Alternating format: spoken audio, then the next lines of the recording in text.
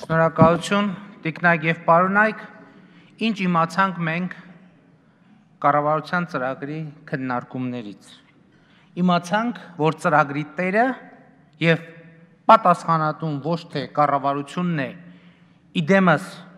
Կարեն Կարապետյանի, այլ հանրապետական կուսակցությունն է,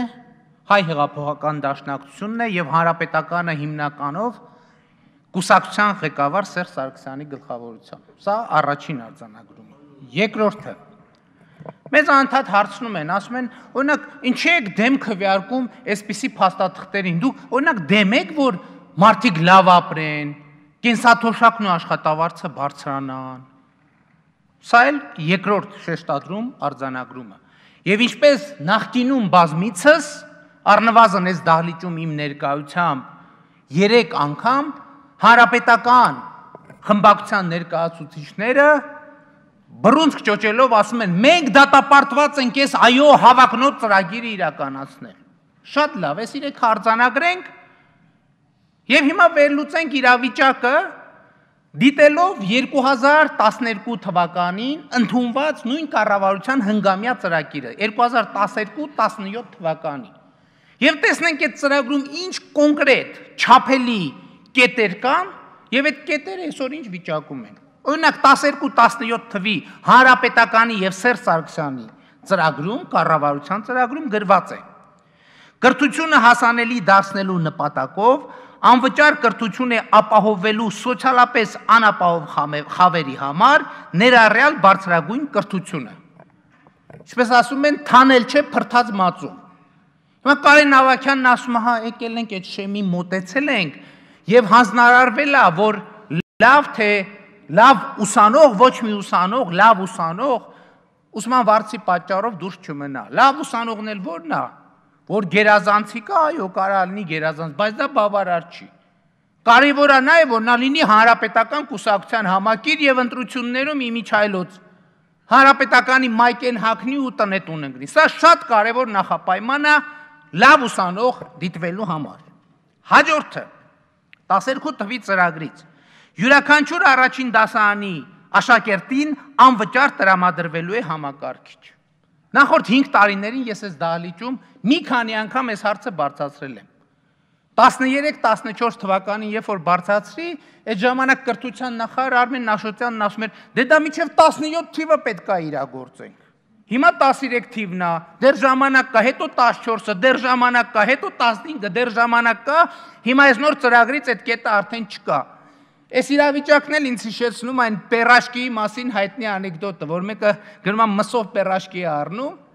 մի հատ կծում է, ասում է, բա էս ուր է միսը, ասում է, դեռ չես հասել, մի հատ էլ է կծում, ասում է, բա էս ուր է միսը, ասում է, անցար արդեն։ Հաջորդը, ինչ է գրվել ծրագրում, 12-17 թվականների ծրագրում, ծնելիության գումարային գործակցի աճ մինչև 1.8-ի, բառացի մեջբերումը, 2012-ին Հայաստանում ծնվել է 43340 երեխա, 2016-ին ծնվել է 40630 երեխա, 2700 երեխայով պակաս։ Հաջորդ կոնկրետը 12-17 թվից է, բոլոր ծրագրից է, անընդհատ չկրկնեմ։ Միջին աշխատանքային կենսաթոշակի մակարդակի բարձրացում հասնելով աղքատության գծի համեմատ 125-135%-ի։ Ըստ այս ծրագրի հիմա միջին աշխատանքային կենսաթոշակը պետք է լիներ 52122 դրամ, մինչդեռ 40360 դրամ, այսինքն մոտ 12000 դրամով պակաս։ Աղբյուրը իդեպ 2012 թվի բյուջեի կատարման հաշվետվությունը։ Հաջորդ ամենակարևոր, տեսեք 12 թվին ինչ են գրել, ոչ թե խոստում են տվել, այլ արձանագրում են արել։ Մենք կարողացանք, իրենք են գրել, բանակաշինությամբ եւ ակտիվ արտաքին քաղաքականությամբ ապահովել մեր երկրի անվտանգությունը, ամրապնդելով մեր կողմից պարտադրված խաղաղության երաշխիքներ։ 12 թվին են գրել։ Իրավիճակի ընկալման ինչպիսի խորաթափանց ընկալումա, չէ՞։ Մինչդեռ ինչ են արել, մինչդեռ այսօր բոլորը առանց բացառության ընդունում են, որ այո, հանրապետական կուսակցության եւ Սերժ Սարգսյանի կառավարման արդյունքում Հայաստանի հանրապետությունը տանուլ է տվել Ադրբեջանի հետ ռազմական բալանսը։ Ես սա արդեն արձանագրված իրողություն է։ Սա այդ նույնիսկ չեն վիճում։ Ու հիմա էլ պատեհ անպատել Իսկանդեր։ Երեք Սարոյանը, որ կարկուտի մասին խոսում է, ասում է, ուզում է ասել, գուցե այդ Իսկանդերը փորձեք այդ կարկուտի ամպերը ցրելու համար։ Պատեհ անպատեհ վեր են կենում Իսկանդեր են ասում, սկսել են սպառնա, բայց կա մի շատ պարզ արձանագրում։ Իսկանդերը ռազմավարական զսպման տարածաշրջանային գործիք է։ Եվ եթե դու անընդհատ ասում ես, դա նշանակում է այդ գործիքը իր նպատակին արդեն չի ծառայել։ Ու ես սենց բարձրաշխարհի ձևակերպումներով, այո, Հայաստանի այս իշխանությունը առաջին անգամ հրադադարի հաստատումից հետո տարածքա զիջել Ադրբեջանին։ Էլ չեմ ասում, 2008 թվականին Սերժ Սարգսյանը հոկտեմբեր 2-ին հայտարարեց, առաջիկա ամիսներին Հայաստանի Հանրապետությունը սկսում է նոր ատոմակայանի կառուցումը։ Այդ Արմենիկումի շարքի աշխարհացունց բաներից էր։ Հետո գրեցին կառավարության ծրագրերում, այս ծրագրում ոչ մի նամյոկ, մոռացանք դրա մասին։ Էլ չի կառուցում կամ էլ կառուցել պրծելա։ Որ գնացել ենք մեծամոր քարոզարշավի ժողովրդին ասում այդ նոր ատոմակայանը տարեք ցույց տվեք, տենանք այդ որտեղ է կառուցվում։ Իրան-Հայաստան երկաթուղի։ Նախկին 12 թվի, այս երկուսը իմիջալուց 12 թվի կառավարության ծրագրերում եղել են։ Չկա, մոռացել ենք։ Բայց այնուամենայնիվ ուզում եմ խոստովանել, որ կա մի կետ, շատ ռազմավարական կետ, որ Սերժ Սարգսյանի եւ հանրապետական իշխանությունը իրականացրել է, ինչ էր գրած։ Ավարտին կհասցնի կառավարությունը Եվրամիության հետ ասոցիացման համաձայնագրի, այդ թվում խորը եւ համապարփակ ազատ առևտրի գոտու ստեղծման շուրջ բանակցությունը։ Կատարել են 100%-ով, ավարտին են հասցրել ու բանակցված փաստաթուղթը գցել աղբանոց։ Այս մարդիկ ոչ են ասել ստորագրելու ենք։ Ասել են ավարտին կհասնենք բանակցությունը,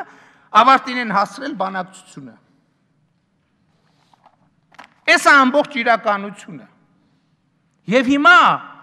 Եվ հիմա այստեղ հարցեր են հնչում։ Ասում են, ինչ տարբերություն ձեզ համար, ով է լինելու 2018 թվականի վարչապետը։ Կա տարբերություն, որովհետև եթե դուք պրոցեսները տանում եք այնպես, որ Սերժ Սարգսյանին էլի կարգեք վարչապետ, այո, կա տարբերություն։ Եվ այս ամեն ինչը ասվում է նրա համար, որ արձանագրվի, որ Սերժ Սարգսյանը, այո, Հայաստանի Հանրապետության բոլոր ձախողումների, որոնք արդեն փաստացի ապացուցված են, թիվ 1 պատասխանատուն է։ Անվտանգություն։ Ինչ անվտանգության մասին եք խոսում։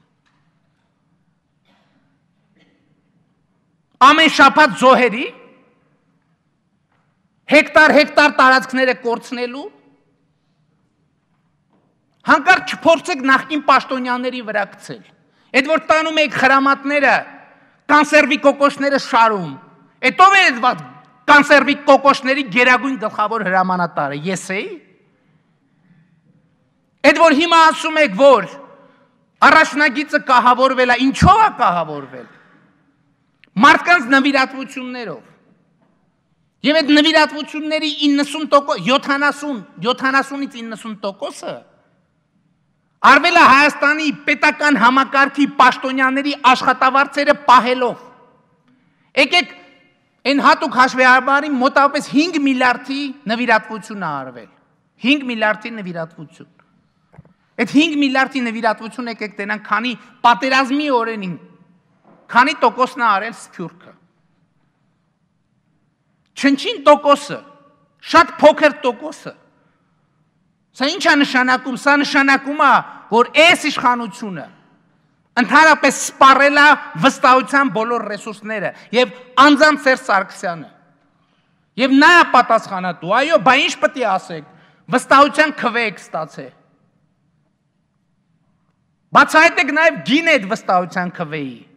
Քանի հատ 10,000 դրամ եք ծախսել այդ վստահության քվեն ստանալու համար։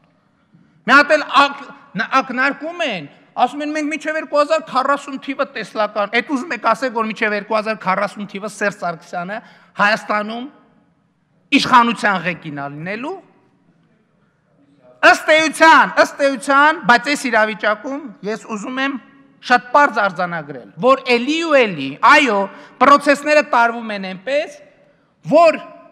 այս կառավարությունը եւ վարչապետը անձամբ նախկորդ բոլոր կառավարությունների վրա խավության նոխազի դերում վերջում ասեն, վայ, չեղավ, ոչ պատասխանատուն, ոչ Կարեն Կարապետյանն է, թիվ 1-ի մասին է խոսքը, ոչ Հովիկ Աբրահամյանը, ոչ Տիգրան Սարգսյանը, պատասխանատուն Սերժ Սարգսյանն է եւ նա պետք է կրի իր պատասխանատվությունը, բայց ելի եմ ասում, այնուամենայնիվ գնդակը հանրության դաշտում է։ Եվ այս սցենարը կձախողվի միայն մի պարագայում, եթե հանրապետականը տեսնի, որ ժողովուրդը, որի մի մասը թեկուզ ընտրակաշառքով գնացել եւ քվեարկել է հանրապետականի օգտին, եթե տեսնի, որ ժողովուրդը դուրս կգա փողոց եւ թույլ չի տա խայտարակ այդ գործընթացը, որը իբր թե հիմա էլ մենք առավելություն ա կիրառվում, որ այդ տեսեք Հայաստանը Ադրբեջանի համեմատ ժողովրդավարական պետություն է։ Հիմա եւս 20 տարի ուզում եք Հայաստանի Հանրապետությունը Սերժ Սարգսյանի իշխանությունը երկարաձգելով, այդ հարթությունում էլ տանուլ տալ Ադրբեջանին ու դրանով ամեն ինչ ավարտել։ Հիմա մեր քվեարկության մասին։ Եթե այս ծրագիրը լինել կառավարության ծրագիրը, հələ միտեղ կարելի էր քննարկել, մտածել, գումարել, հանել եւ այլն, բազմապատկել։ Բայց քանի որ սա